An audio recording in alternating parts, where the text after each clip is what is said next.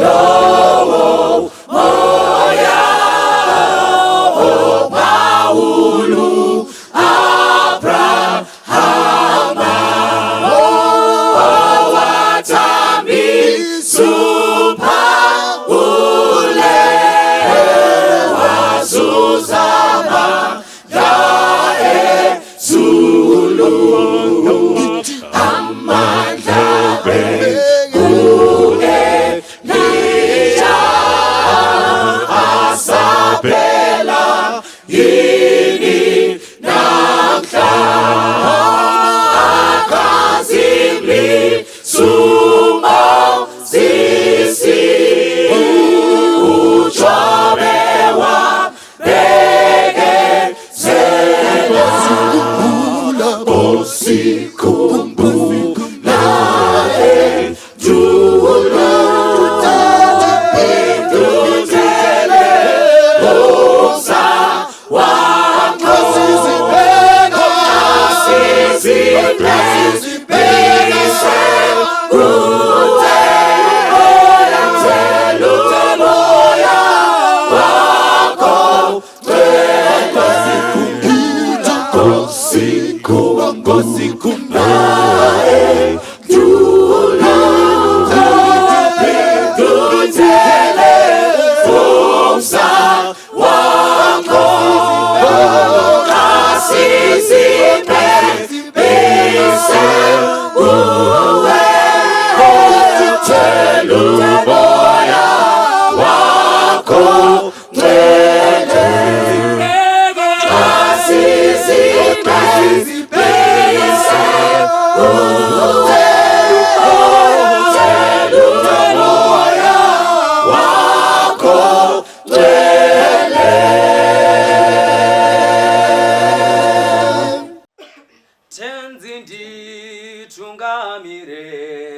mukati mezviedzo mananda andibata ndimi miromo ndiwike ndimi mutungamiri tenzi nditungamire semwana onyaradzwa unganyaradze nyanza mananda anomunzwa kana mati nyarara ndimi tenzi wenyanza tenzi nditungamire apo ndasvika nyanza mananda ondityisa handichina zororo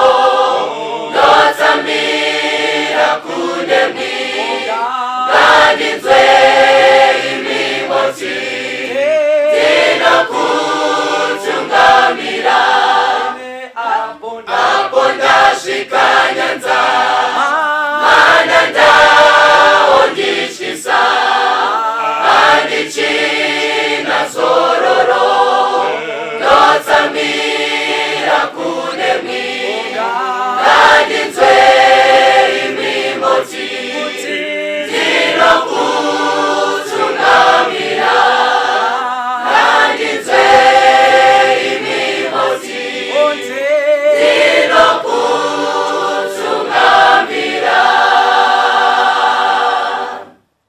Makadiwa nawo Mwari, nhasi tichaverenga mukati mebhuku raMateo, bhuku rakajairika zvikuru. Jesu paanotaura atanga his ministry, Jesu anotaura neruzhinji achishandisa mifananidzo.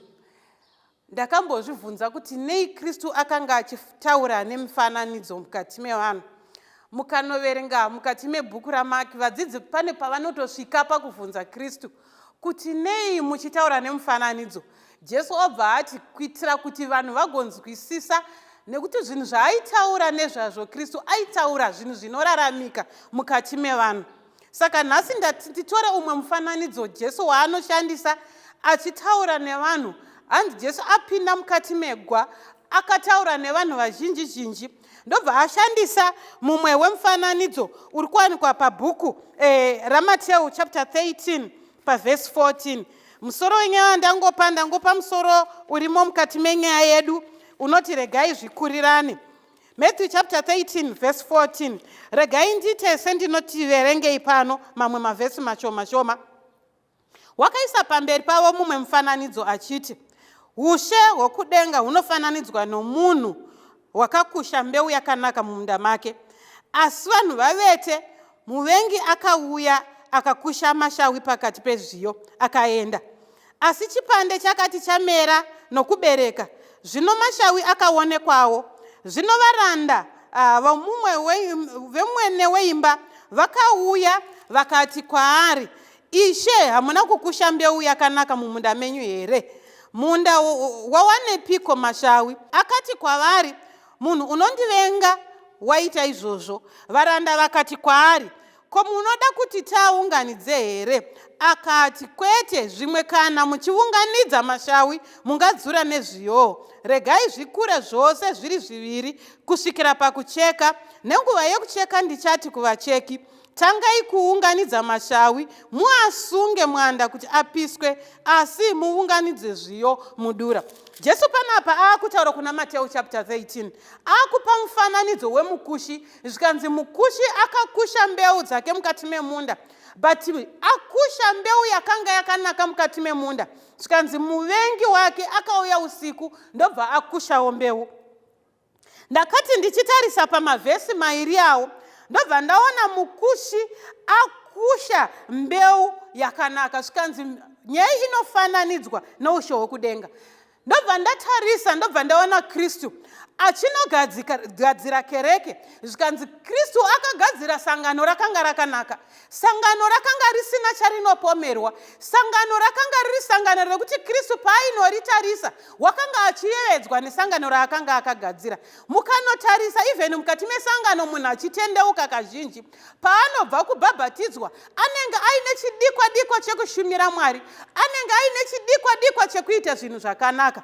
Zvikanzi Kristu ndozvaakanga akatarisira pasangano rake. But usiku muvengi ndobva auya, ndobva akushawo mbeu. Zvikanzi Satani atarisa kereke aona yakanaka. Zvikanzi Satani aona kereke yakavarairwa yavata. Zvikanzi muvengi akauya akakusha confusion mukati mesangano. Satani haana kukusha confusion mukati mesangano, sangano rakamuka. Mukanoverenga mukati mevhesi zviri kunzi muvengi paakauya akakusha mbeu yakaipa, akataimira vanhu vavete. Satani anotaimira the church painenge yava asleep. Anotaimira the church painenge yavata maprayer band asimo mukati mesangano. Ukatarisa sangano raezvino Kristu warigadzira rakanaka, but because sangano ravata maprayer band mukati mesangano hamusisina. Zvikanzi muvengi ndo paanopinda okusha mbeu yake yakaipa. Mova neconfusion mukati mesangano. Zvikanzi muvengi anotaimira sangano rakavata. Sangano rakavata pane zvipi? Ukatarisa the music which is played mukati mesangano, zviri kuratidza kuti sangano ravata. Sangano harisisina kumira pamaprinciples ekutanga. Vanhu vaMwari havasisina kumira pazvitsidzo zvavakatsidza musi wavakabhabhatidzwa. Zvikanzi mukati mesangano mazara neconfusion zvekuti sangano ravata. Muvengi ndo paari kuya achikusha music isiriyo mukati mesangano. Wakambopinda mukati mesangano remazuva ano, the music yakanga iripo sangano richivambwa the music yakuimbwa mukati mesangano zvakuratidza kuti sangano ravata.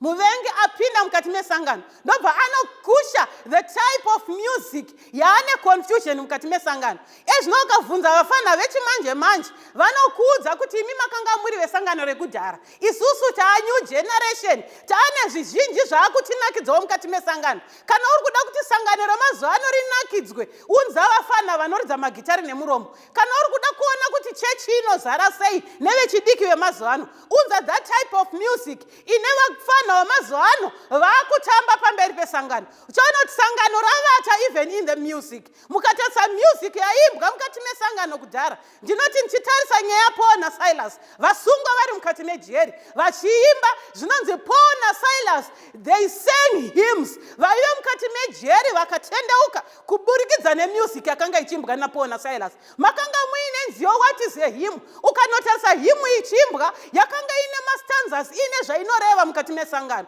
But vafana vemazuva ano, because the church is asleep, vakusha mbeu isiriyo, vanongodzokorera wedhi rimwe chete, Mwari makanaka, tum tum tum tum tum. That is the music azara mukati mesangano. Mazara confusion mukati mesangano. Muvengi akauya akakusha akazadza confusion in the church. Sikazi muvengi akataimira chechi payakanga yakarara. Chechi payakanga yanorara, vanhu pawakanga vanorara svikanzi muvengi ndo paakakusha mbeu isiriyo. The church is asleep. Ukatarisa mukati mesangano raya zvino, sangano richatanga rakanga richipisa nekuverenga shoko raMwari. Makanga muine maBible studies akanga achiitwa even pakati pevhiki. Ndichikura ndaitoziva kuti Tuesday neThursday madhara vaenda kuBible study, vaine mibvunzo yaenda yonokweshanwa pachivhurwa matsamba, vanhu vosvika pakunosvika pakubvumirana kuti Bhaibheri rinoti zvakati. But iye zvino the church nemhaka yekuti yakarara, those Bible studies mukati mesangano hamusisina. Kana uri kuda kuona iye zvino kuti church yakarara, enda pamapulpit emachechi, unonzwa mharidzo dziri kuparidzwa mukati memachechi dzave mharidzo dzeentertainment. Papulpit pazara macomedians. The church is asleep. Sangano rarara.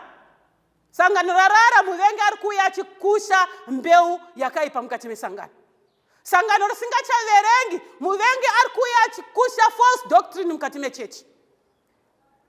Kana uda kuona kuti sangano remazuva ano rarara, kudhara sangano richiri neorder, kudhara sangano richiri nemweya waMwari, the dressing yakanga ichipfekwa mukati mesangano, you can easily identify kuti munhu musavada. But iye zvino, kana uri kuda kuona kuti mukati mesangano, sangano raMwari rarara, enda unotarisa the dressing yana Rihanna yazara mukati mechechi, yazara mutumagrupu tiri kuimba mazuva ano, mamakeup azara mukati mesangano, nzara dziri kuiswa mukati mesangano raMwari, hakusisina Babyloni yamukati mechechi. Muvenga wayakakusha mbeu isiriyo mukati mesangano. Sangano rakarara, whilst the church is asleep, muvenga ari kukusha mbeu isiriyo mukati mesangano. Vanhu vaMwari, what are we doing as a church? Instead yekudzoredzera sangano raMwari kuti ridzoke mukati menzira, ukatarisa maelda ariko emazuva ano, ukatarisa vafundisi variko emazuva ano, vari kutodyara confusion even in the church.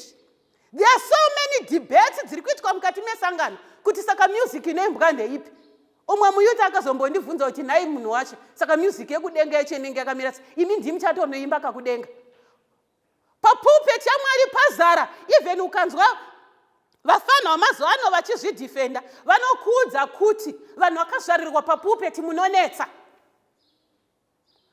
But panapa zvondibvunzai kunzira dzekare, muone kana muchiri pazvokwadi. But vazhinji hatichadi kubvunza kunzira dzekare, taakuda kufamba in our own ways. Muvengi ari kusha mbeu, don't worry. But Kristu panapa wabva ati, regai zvikurirane, paunobvunzwa nevacheki, wabva unobvunza muridzi wemunda, zvikanzi todzura here mashawi, timaunganidze, zvikanzi nemucheki panapa. No. Don't worry, regai zvikurirane, regai zvirimo muchechi. Regai vaimbe music vanoda varimo mukati mesangano. Vasiyai vapfeke zvavanoda varimo, tichazoonana pakukohwa. The church is confused because the church is asleep. No prayer band, no reading of the Bible, no Bible studies. Mapulpit akazara nemharidzo dzisiridzo. Hakusisina kana uri kuda kunzwa kuti mukati mesangano raMwari chechi yakavata, even mharidzo dzeprofesi mukati mechechi yaMwari hamusisina. Mane mharidzo dzeentertainment. Kana uri kuda kuti sangano ranhasi uone kusvinura kwevanhu, paridza family life zviri kuitika mukati medzimba. Enda unoparidza about prosperity. Unoona mahoo akazara nekuti vari kuteera the gospel of prosperity. Vhangeri rinoisa kuriponeso hamusisina mukati memapulpits. The church is asleep. Muvenga achikusha mbeu yake. Kanzi panapa, you can't identify vana vaMwari nevasiri vana vaMwari. Hazvisisina musiyano. Unogona kutoona munhu achiya kuchechi ukatofunga kuti ndofunga ari kuenda kujongwe. But ari kuya mukati meimba yaMwari. You cannot identify. Zviri kuitwa kunyika ndo zviri kuitwa even mukati mesangano raMwari. Vana vaMwari vazara neuipi wadyarwa newakaipa. Kamutauriro kakuitwa mazuva ano kangofanana nenyika. Vana zviri sei bho here komadi zvazara mukati mesangano raMwari. Makutaurwa mayuti manyama, gurupu manyama zviri kuitwa mukati mesangano raMwari. The devil is sowing the seed of confusion. Kamudyiro kedu kakangofanana nenyika. Hapasisina selection yechikafu. Zvese chauya hanzi chandinorega kungodya chete, ndinorega kudya tebho chete. Zvese zvine makumbo mana zvese ndinodya kunze kwetebho. Kana Kristu regai zviite sei, regai zvikurirana. Pane chinondinakidza, pane umwe munhu anondinakidza ari kuna 1 Kings chapter 19 verse 18. Zvikanzi panapa Eria aita zvaaita aparadza vaprofita vaBhari. Zvikanzi Eria anopinda mubako, unosvika akunohwanda. Zvikanzi ahwanda, Eria akachema arimo akati, Mwari ndini ndoga ndasara ndichiri kuita kuda kwenyu, hakusisina mumwe munhu. Zvikanzi naMwari kuchiri ne7,000 prophets vasina mbotadzira Mwari. Regai ndikuudzei, kunyangwe sangano raita serine confusion, kunyangwe mukati mesangano makuita semusisisina akanaka mukati mesangano, but Mwari vari kuti mukati mesangano varimo vaKristu vachakamira pazvidzidzo zvaKristu. But Kristu arongoti varimo vakangovhengana zvokuti dzimwe nguva you can't identify vanhu vaMwari nekuti mangova nemusanganiswa. Dzimwe nguva vamwe vacho vaKristu vanofanira kumirira chokwadi, pamwe pacho vanenge vakanyarara zvakaipa zvichiitwa mukati meimba yaMwari. But Kristu ari kuti regai zvikurirane. Varimo vasina kumbobvira vakapfugamira Bhaari. Varimo vasina kumbobvira vakadailutwa nedzidziso dzenyika ino. Varimo vachiri kuziva dressing mukati meimba yaMwari. Varimo vachiri kuziva the type of music to sing mukati meimba yaMwari. Saka usafunge kuti kana iwewe uri sawi, uri shawi, usafungidzira kuti tese tiri mashawi. Kristu anoti regai zvakadaro, regai zvikurirane. Regai ndikubatsira hama yangu. Kristu paari kuuya kutora vakaita kuda kwake, zvikanzi ari kudzura chinhu chekutanga, instruction yekutanga inonakidza inopiwa panapa pana Matthew chapter 13. Panonzi regai zvikure zvose zviri zviri kusvikira pakucheka. Nenguva yekucheka ndichati kuvacheki, tangai kuunganidza mashawi maasunge mwanda kuti apiswe, asi muunganidze zviyo mudura rangu. Zvikanzi chinhu chekutanga vakanzi tangai kudzura mashawi mukati memunda wangu. Kana madzura, matora maunganidza maasunga pfundo oenda unopiswa. Kana mapedza izvozvo motora zviyo moisa mudura. Time of reaping is coming. The time of reaping is coming. Ukatarisa vanhu vazhinji kamuraramiro katakuita even mukati menyika yatakurarama zvinoita kunge kutongwa kusingasvike. But Kristu panapa ari kuti nguva yekukohwa ichasvika. But kana nguva yekukohwa yasvika, zvikanzi tangai kutora mashawi, moatora maunganidza, monomapisa uko, motora zviyo mozviisa mudura. Kristu achabvisa vake pamashawi. Unogona kunge uri mukati memashawi, but kune vazhinji vasina kuspoiliwa nemashawi. Kune vazhinji vakapinda, vamwe vakapinda mukati memashawi vakatena vakavawo mashawi. Kune vazhinji vakapinda mukati megara pane vanhu vane dzidziso dzakaipa and they were influenced by those people. But kune vamwe vanhu, thank God, even vari mukati menyika yazara neupombwe, even vari mukati menyika yazara necorruption, even vari mukati menyika isingasazivi kupfeka yaakufamba yakashama, even vari mukati menyika yazara nekuba, even vari mukati menyika yazara namagreat pretenders, vari mukati mesangano mune vanhu vazhinji vanozviita sevaKristu but kupolitics variko, vari mukati mesangano but mukati memadhiri varimo, but kune vamwe vanhu varimo mukati imomo but they are not even spoiled by those people. Vanoramba vakamira pamaprinciples edenga. Kunyangwe sangano raakuita sezvinonzi sangano rese harisisina kumira pazvidzidzo zvekutanga, but kune vaMwari vanoramba vakamira pazvidzidzo zvaMwari. Saka Jesu akati regai zvikurirane, because dzimwe nguva you may be mistaken, mukadzura zviyo mukazvidzura pamwe chete nemashawi muchifungidzira kuti mashawi, mukadzura dzimwe nguva mukasiya mashawi mukasiya mukati mezviyo. But Kristu ari kuti siyai zvakadaro, regai varimo vararame mukati mesangano vakadaro, regai varimo mavararame mukati menyika wakadaro, but pakupedzisira, pakukohwa ndopatinozvionera. Ndiri kuti mukati menguva ino nyika payakarara, chechi payakarara, Satani ari pabasa. This is high time to wake up as a church. Ndiyo nguva yekumuka. Mukanoverenga Revelation chapter 3. Revelation chapter 3. Verse 14. Zvakazarwa chapter 3 verse 14. Mukanotarisa paakunyorwa tsamba yekupedzisira the 7th church, yaakunonyorerwa chechi yepaRadokia. Zvikanzi haudziyi kana kutonhora. Dai waidziya kana kutonhora, zvikanzi ndichakusvisvina mumuromo mangu. Ndokusvipa.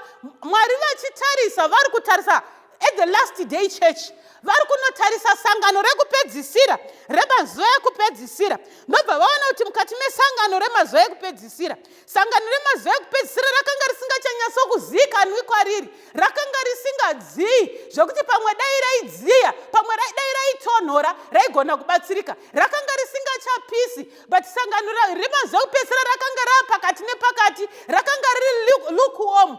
Kunyika vakanga variko, kuzviita nezvamwari vakanga variko, ukanotasa dressing dzenyika vakanga variko, matauriro enyika vakanga variko. But Jesu panapa akutarisa, zvikanzi dai waiziva waingatenga ruponeso. Ndiri kuti mukati menguva ino tiri kurarama mukati memazuva ekupedzisira, mesangano ramwari risingachazivikanwi parakamira, sangano ramwari raakudziya, sangano ramwari razara nezvakaipa zviri kuraramuka mukati meimba yaMwari.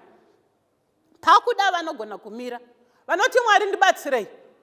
Mukati menyika yaipa zvakadai, tiri mukati mesangano razadzwa nemuvengi, rakushiwa mbeu isiriyo mukati nemuvengi.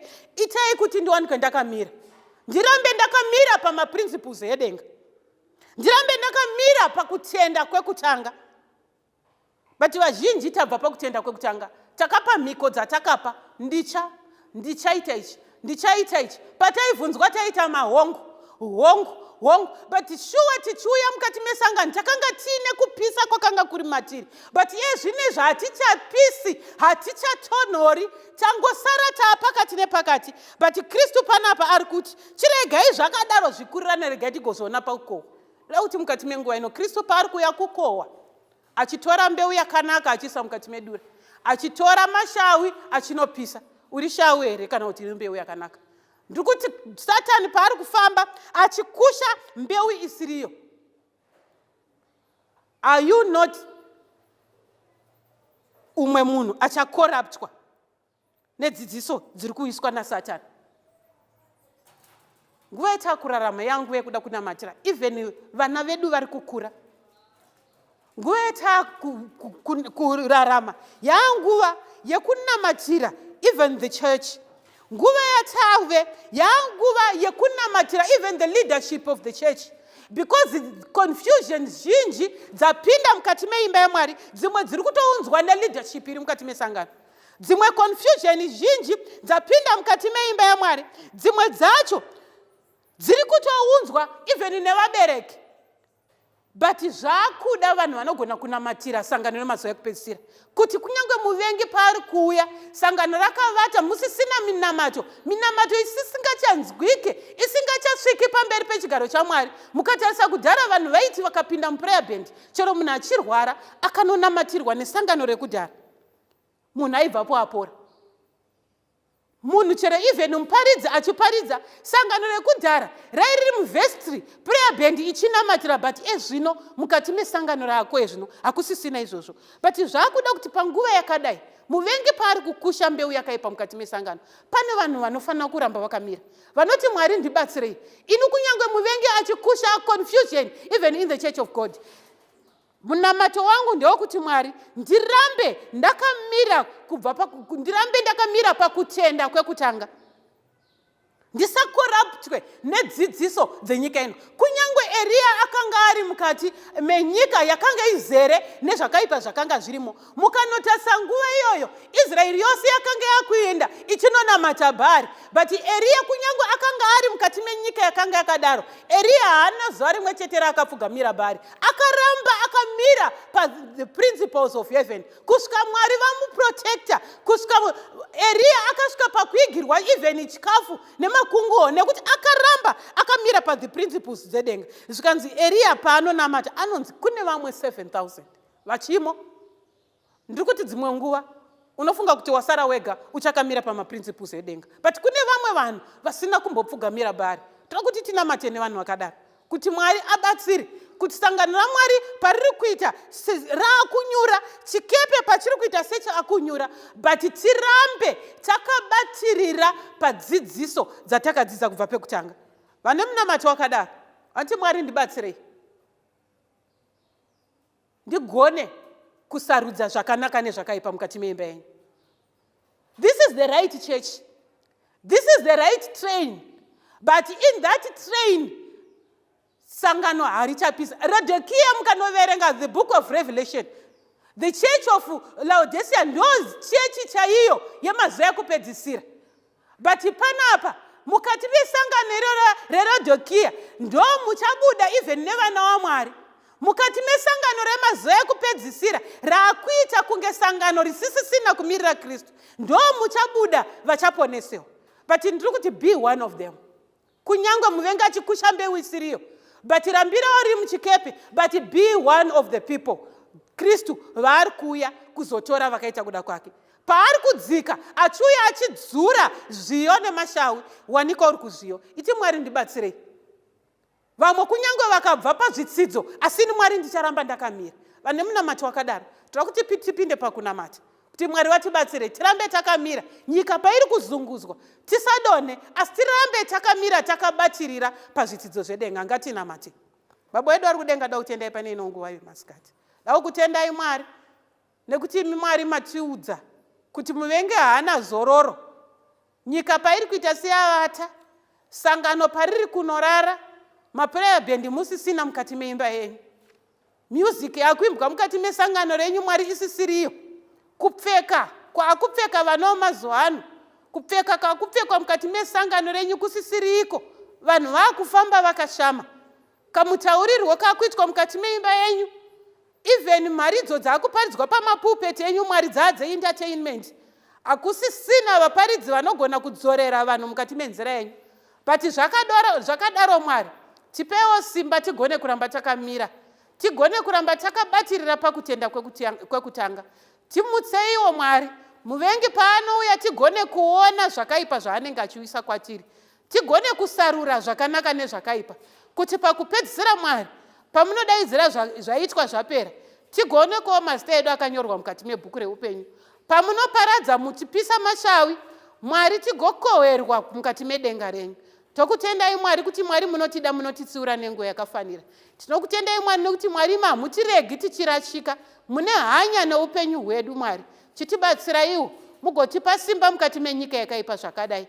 Jehovha, tibatsirei pamwe chete nevana vedu, tibatsireiwo pamwe chete nemhuri dzedu Mwari. Pamunouya Mwari tigone kwatakaponeswa pamwe chete nevadikani vedu. Tokutendai Mwari kuti munotinzwa. Tanamata chipota nezita renyu Mambo Jesu rinogara nekusingaperi. Amen. Kasi Jesu ngikube phakathi